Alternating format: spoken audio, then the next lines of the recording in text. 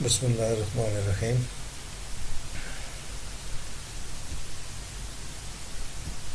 Dear students, it is our lecture number 11 in the subject of business communication and report writing, BCom part 2. Well, the topic of this lecture is inquiry letters.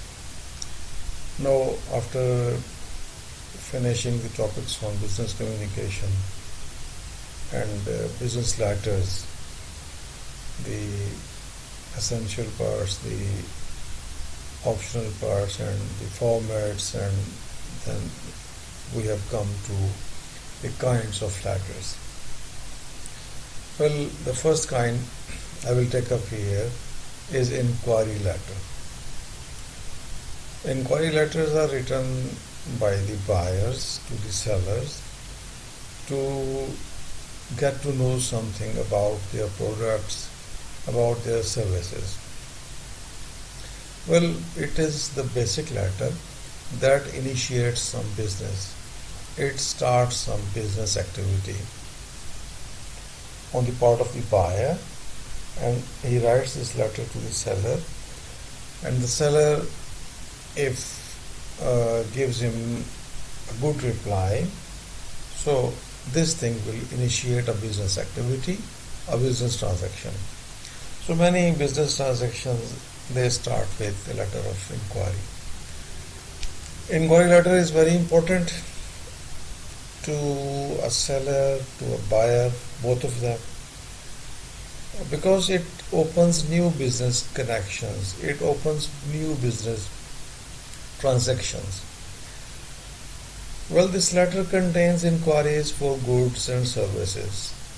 Here the buyer tries to know something, tries to get information about the prices, about the products, about the goods, about their specification, their quality, their color, their availability, certain other things. So it is a basic letter that initiates some business activity. Well, the common feature of inquiries is that you, the customer, the buyer, is in need of something, and that the buyer is trying to get that thing. The buyer wants to know some information. The buyer wants to get some information about the goods or services prepared by some firm. So he is in need of this information, and through this letter of inquiry, he tries to get that information. So it is a basic feature, the common feature of inquiry, all inquiries. Well, importance of inquiry and its relation with sale. Inquiry letter is very important, and it is directly related with sales of products. The buyer inquires about the goods, services. He makes inquiry about the prices, about the quality, about the models, about the colors, about everything which he wants to know. And if he is given a proper answer by the seller, it will simply transact business, and it will simply sell the goods of the seller, and the buyer will buy these goods. So inquiry is directly related with the sale of goods or sale of services. So every inquiry is important for the business. It initiates business activity. Intelligent handling of inquiries can enhance volume of business to a great extent. Who will handle the inquiries? The seller will handle the inquiries. If the seller handles these inquiries intelligently, then he can increase his sales. He will increase his business. The volume of business will increase. So, what inquiries indicate? The inquiries, when the seller receives an inquiry letter, it indicates that the person who has written this inquiry, he is a prospective buyer. He is interested in the goods or services where seller is selling. So if the seller answers him immediately, promptly, and properly. He is able to satisfy the inquirer. So he will get a chance to make a sale, he will increase his sale, he will have an opportunity to sell his goods. Well, kinds of inquiry letters. There are two main kinds of inquiry letters: general inquiries and sales related inquiries. Well, what are general inquiries? These are the letters which we request for information about something. It may be general inquiry, it may not be related with the sales. The request is often made for a private or business research. You are a student, you are a researcher, you are a scholar, you are researching something, you want to do research work, and you need certain data, you need certain information from a business firm, from a business organization, and you simply ask them, you simply send them this inquiry about that particular information that you need for your research work. For example, a student may write a company for information needed in his studies.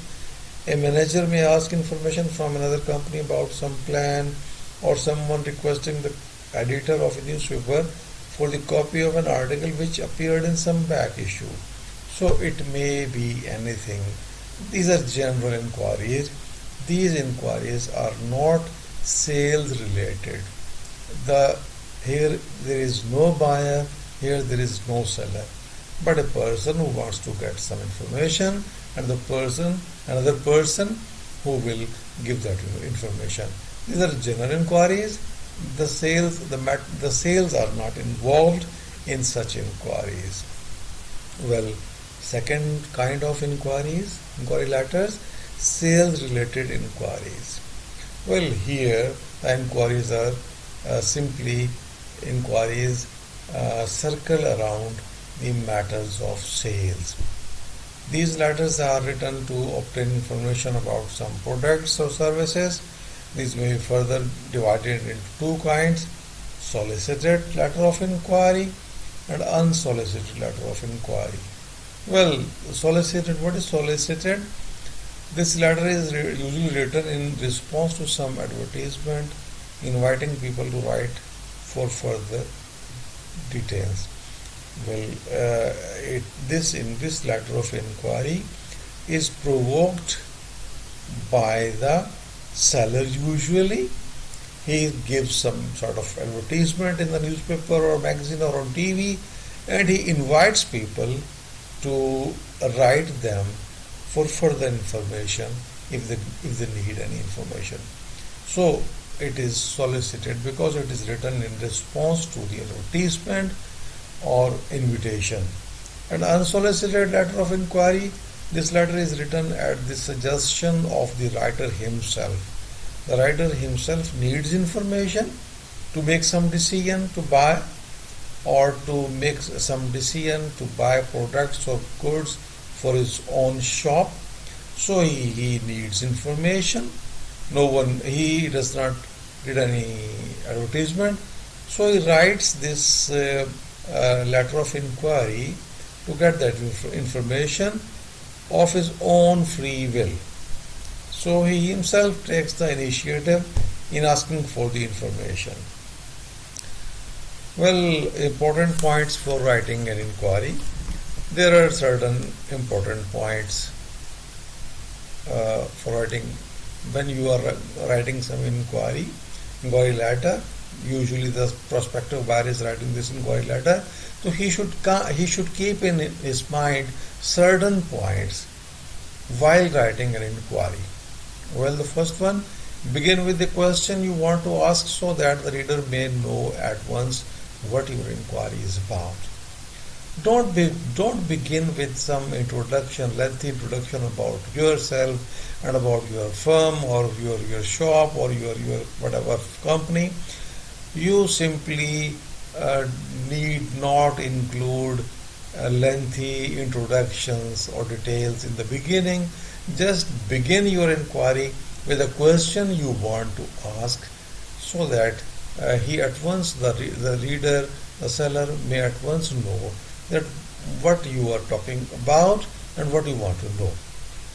Put your inquiry in the form of question and not a statement. It is important that your inquiry, because you are inquiring something, you are asking some information, so your inquiry should be in the form of a question, and it should not be in the form of a statement. Questions should be asked. Third, the writer should state why he needs the information. He should give some reason why he needs this information for his own house, for his shop, where he will sell his product, or whatever the situation may be, or if he wants to supply these goods to some other shopkeeper. So he should tell the reader of the inquiry why he needs this information, so that he may be interested in the inquiry. Give a clear description of the goods or services needed. He should give clear description of the goods or services which he needs. Clear description means he should state the model, the color, the brand, the price list number, and different all the details, so that the reader of the inquiry should be clear himself about the goods which you are talking about. You want to get information about these things. He should be clear which model, which color, which brand, and quantity, quality, whatever. So you should describe each and everything in detail, so that the reader may have a clear picture of what you are saying about, or what you are asking about. Well, next point is, if many questions are to be asked, do not combine them in one sentence. If you are asking several questions, so you give these questions separately. You should not combine these questions.